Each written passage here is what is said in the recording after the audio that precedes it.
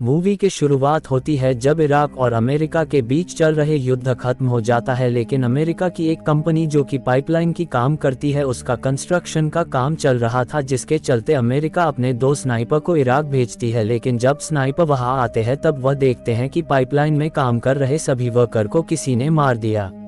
America ने अपने 2 best sniper, जिनमें से एक का नाम एलन होता और दूसरे का नाम मैथ्यू है, इनको पाइपलाइन की सेफ्टी और वहां काम कर रहे वर्कर को जिसने भी मारा है उन सभी को मारने का काम दिया गया है। आगे दिखता है कि दोनों स्नाइपर पत्थरों के बीच छुपकर नजर रख रहे थे कि कहीं यहाँ पर कोई दुश्मन तो नहीं है। धीरे धीरे समय बीतता है और इन दोनों को यहाँ छिपे हुए पूरे 24 घंटे पूरे हो जाते हैं। 24 घंटे इंतजार करने के बाद मैथ्यू का सब्र टूटने लगता है और वह कहता है कि मुझे नहीं लगता कि 1 मिनट में को इन लोगों को मारा होगा, क्योंकि यहाँ पर सिर्फ मारे हुए लोग हैं, इसके अलावा को और नहीं है, इसलिए हमें वहाँ खुद जाकर चेक करना चाहिए। लेकिन एलन कहता है कि हमें वहां नहीं जाना चाहिए क्योंकि वहां पर कोई स्नाइपर छिपा हो सकता है कि कोई जुबा छिपा हो सकता है। दरअसल जुबा बहुत खतरनाक इराकी स्नाइपर था, लेकिन मैथ्यू का सब्र टूट जाता है और वह जाने लगता है। एलन उसे मना करता है पर वह उसका बात नहीं मानता है और वह जाने लगता है। मैथ्यू को वहां पर मारे हुए वर्कर और कुछ अमेरिकन सोल्जर दूसरे तरफ। एलन मैथ्यू को देख नहीं पाता है क्योंकि उसका स्कूप खराब हो जाता है। मैथ्यू रेडियो पर एलन से बात कर ही रहा था, उसी बीच मैथ्यू को एक गोली आकर लगता है और वह नीचे गिर जाता है। मैथ्यू एलन को बोलता है कि मुझे गोली लगी है। एलन ये सुनते दौड़कर जाने लगता है।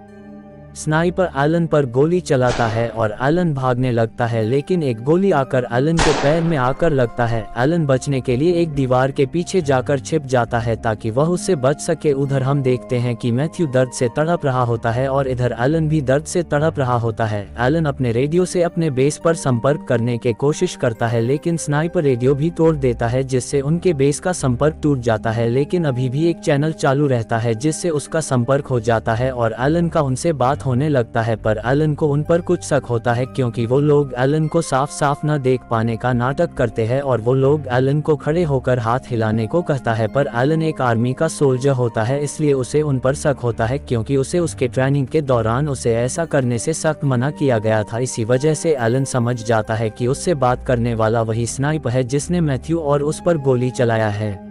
बात करने लगता है। स्नाइपर एलन से कहता है कि जब तक वो उससे बात करेगा तब तक मैथ्यू जिंदा रहेगा। इसी मजबूरी में एलन उससे बात करने लगता है। उसके बाद एलन पैर में लगे गोली को निकालने लगता है जिससे उसे काफी दर्द भी होता है। इसके बाद वो दीवार में एक छेद करने लगता है जिसमें वो अपनी दूरबीन को लगा सके। वो दूरबीन से सब तरफ देखता है लेकिन उसे कुछ भी नजर नहीं आता है। आगे हम देखते हैं कि एलन और स्नाइपर के बीच बातचीत चल रही होती है। उसी बीच मैथ्यू को होश आ जाता है और वो अपने बंदूक तक पहुंचने की कोशिश करता है, लेकिन वो माना कर देता है, जिसके बाद स्नाइपर उसे चेतावनी देता है। उसके बाद स्नाइपर एलन से कुछ पर्सनल सवाल पूछता है और मजबूरी में उसे जवाब देना पड़ता है। उसी बीच एलन को रेडियो में कुछ सुनाई देता है। कोई एलन से संपर्क करने की कोशिश करता है। दरअसल वो आवाज और कोई नहीं बल्कि उसके कैप्टन का होता है, लेकिन रेडियो खराब होने के वजह से एलन सिर्फ आवाज सुन सकता है, वो बात नहीं कर सकता। इसी बीच हम सुनते हैं कि कोई कैप्टन से बात कर रहा होता है। एलन जब वो दूसरे आदमी की आवाज सुनता है तब वह पहचान जाता है कि वो आवाज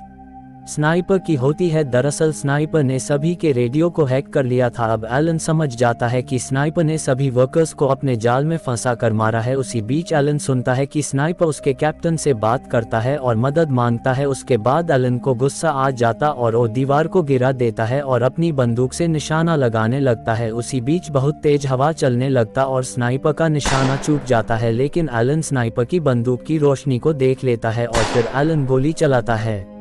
उसके बाद एलन खड़ा हो जाता है, लेकिन स्नाइपर को प्रतिक्रिया नहीं करता है जिससे उसे लगता है कि स्नाइपर मर चुका है। उसी बीच उसे हेलीकॉप्टर आने लगता है और वो हेलीकॉप्टर में बैठकर जाने लगता है, पर उसे बीच स्नाइपर गोली चलाने लगता है जिससे सभी लोग मारे जाते हैं। इसी के साथ कहानी यहीं पर खत्म हो जाता है।